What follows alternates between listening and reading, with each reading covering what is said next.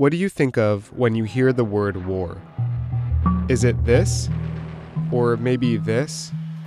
Well, there's a different type of war you may have heard a lot about recently. Trade war worries igniting. Is the trade war back on? Trade war. Trade war, full-blown trade war. The weapons in a trade war are everywhere. It's the food you eat, the train you ride to work, and the laptop you're probably watching this video on. As a consumer, you're probably consuming imports. If we have a trade war and we start slapping tariffs on all of those imports, the bill is going to be higher. If the world relies so much on trade, what is a trade war? And why do countries get caught up in them in the first place? Alright, global trade can be a dry topic, so let's jazz this up a little bit. To avoid any spoilers, let's say it's season 1 of Game of Thrones, and both the Tyrell and the Lannister kingdoms manufacture googly eyes.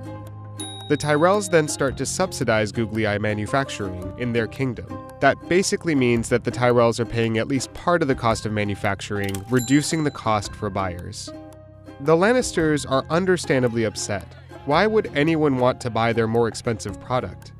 They could try and negotiate with the Tyrells, or they could choose to impose tariffs, taxes on imports that raise the cost of those goods, which in this case would punish the Tyrells. With the tariffs in place, if the Tyrells try to export goods to the Lannisters, they'd have to pay an extra tax. The Tyrells could then impose tariffs of their own. Now, if this disagreement goes back and forth and escalates with even more tariffs, that would be considered a trade war. But trade wars aren't fiction, and there's more than one way they can start. One possibility is you want to keep out a country's imports so that your domestic competitors have an edge. A second possibility is if there's a country that's doing something that you don't want them to, you can use a tariff as a way of inflicting a degree of pain, of economic pain on that country. And you say, until you change your evil ways, I'm going to make it hurt. Okay, so who wins a trade war? One way to think about who wins a trade war is looking at which country has more targets to choose from. The more goods you ship to another country, the more vulnerable your goods are to punishing tariffs. So some economists would say that the country which ships fewer goods to the other has an advantage and can outlast the other in a big clash. Trade wars can also boost the fortunes of countries that stand outside the fray. In the 1930s, the US enacted the Smoot-Hawley Tariff Act, which put into place steep, sweeping tariffs on imports as a way to protect American workers and industries.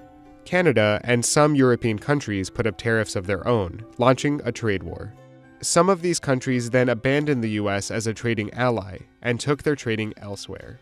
Soviet Russia, a country not involved in the trade war, ended up gaining trading partners as a result of Smoot-Hawley.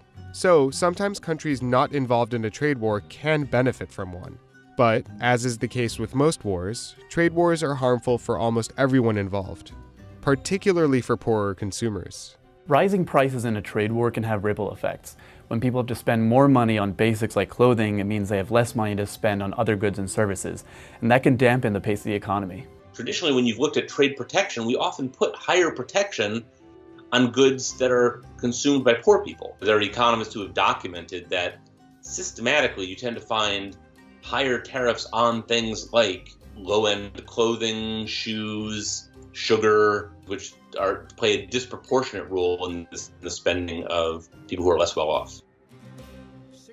In April, President Trump unveiled a list of over 1,000 Chinese exports, things like aircraft parts, TVs, and medical devices, that he planned to place tariffs on as a way to punish Beijing for restricting US investment in China and for stealing American intellectual property.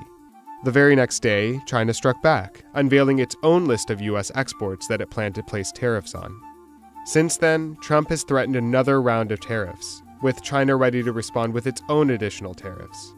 The whole situation is starting to look a lot like a trade war. Countries disagree on fair and unfair trade practices all the time, but there's something unique about Trump's approach to it. The unpredictability, the wild threats, the disinterest in even pretending to play by the rules. Trump isn't just destabilizing trade relations with China or any other country he threatens. He's destabilizing the entire global system of trade.